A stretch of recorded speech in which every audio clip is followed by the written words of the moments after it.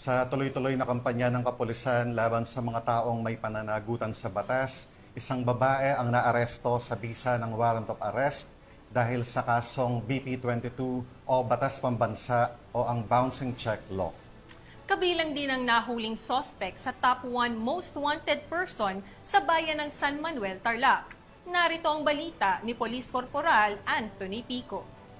Ikaw ay na-arrest ng violation of batas at pambansa bilang 20. Arestado ang isang babae na itinuturing na top 1 most wanted person sa bayan ng San Manuel, Tarlac sa isang operasyon na isinagawa ng pinagsanib na puwersa ng Umingan Police Station at San Manuel Police Station ng Tarlac Police Provincial Office noong Agosto 4, taong kasalukuyan, bandang alas 9:15 ng umaga sa Barangay Poblacion West, Umingan, Pangasinan.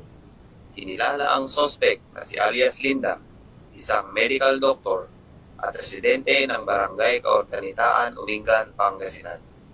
Naresto siya sa bisa ng bench warrant of arrest na inisyu ni Honorable Lionel La Realeza E. Dunuan, presiding judge ng MTC, 1st Judicial Region sa Lingayen, Pangasinan, noong Hulyo 15, taong kasalukuyan.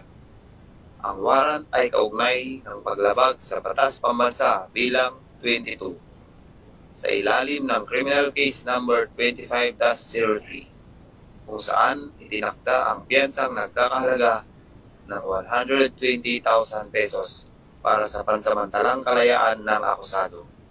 Sa ngayon ay nasa kustodiya na ng mga otoridad si alias Linda at inaasahang haharap sa korte para sa kaukulang paglilitis. Patuloy naman ang paalala ng kapulisan sa publiko na makipagtulungan sa mga otoridad upang mahuli ang mga individual na may kinakaharap na kaso sa batas. Mula dito sa Ilocos Region, ako ang inyong PNN correspondent, Police Corporal Mark Anthony Pico, alagad ng batas, tagataguyod ng balitang pupulis.